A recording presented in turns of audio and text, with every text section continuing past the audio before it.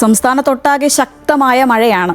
ശക്തമായ മഴ തുടരുന്നതിനിടെ സംസ്ഥാനത്ത് മോന്ത ചുഴലിക്കാറ്റിൻ്റെ ഒരു ഭീഷണി കൂടി വരുന്നുണ്ട്.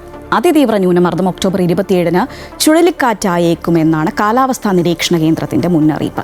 ഇന്ന് കണ്ണൂരും കാസർഗോഡും യെല്ലോ അലേർട്ടുണ്ട്. വിവരങ്ങളുമായി രാകേഷ് ചേരുകയാണ്.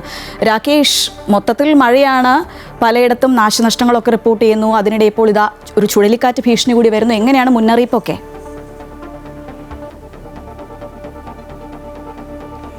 ശ്രീജ, സംസ്ഥാനത്ത് മഴ തുടരുമെന്നുള്ള മുന്നറിയിപ്പ് തന്നെയാണ് കേന്ദ്ര കാലാവസ്ഥാ വകുപ്പ് അറിയിച്ചിട്ടുള്ളത്. ഇതുമായി ബന്ധപ്പെട്ട് ഇന്നലെ തന്നെ ഇത്തരത്തിലുള്ള അലേർട്ടുകൾ പുറപ്പെടുവിച്ചിരുന്നു. അത് ഇങ്ങനെയാണ്: തൃശ്ശൂർ, പാലക്കാട് ജില്ലകൾ ഒഴികെയുള്ള മറ്റെല്ലാ ജില്ലകളിലും ഇന്ന് മഴ മുന്നറിയിപ്പുണ്ട്. തിരുവനന്തപുരം, കൊല്ലം, കണ്ണൂർ, കാസർഗോഡ് ജില്ലകളിൽ അതിശക്തമായ മഴ മുന്നറിയിപ്പാണുള്ളത്. ഓറഞ്ച് അലേർട്ടാണ്.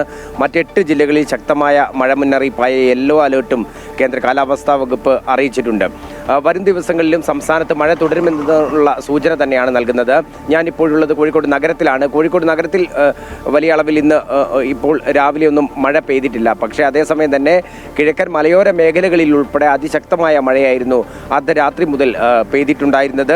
മധ്യകിഴക്കൻ അറബിക്കടലിന് മുകളിലായി സ്ഥിതി ചെയ്യുന്ന തീവ്ര ന്യൂനമർദ്ദം വരും മണിക്കൂറിൽ മധ്യകിഴക്കൻ അറബിക്കടലിലൂടെ വടക്ക് കിഴക്കൻ ദിശയിൽ നീങ്ങാൻ സാധ്യതയുണ്ട് എന്നുള്ളതാണ് പറയുന്നത്. ഒപ്പം തന്നെ ബംഗാൾ ഉൾക്കടലിൽ രൂപം കൊണ്ടിട്ടുള്ള ന്യൂനമർദ്ദമുണ്ട്.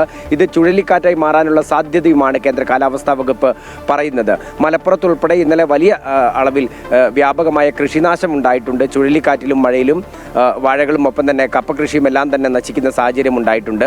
ഏതായാലും കർഷകരെ സംബന്ധിച്ചും ആശങ്കയുണ്ടാക്കുന്ന കാര്യങ്ങളാണ്. മത്സ്യമേഖലയുമായി ബന്ധപ്പെട്ട് കടലിൽ പോകുന്നവർക്കുൾപ്പെടെയുള്ള നിർദ്ദേശങ്ങളും ഇപ്പോൾ അധികൃതർ നൽകിയിട്ടുണ്ട്.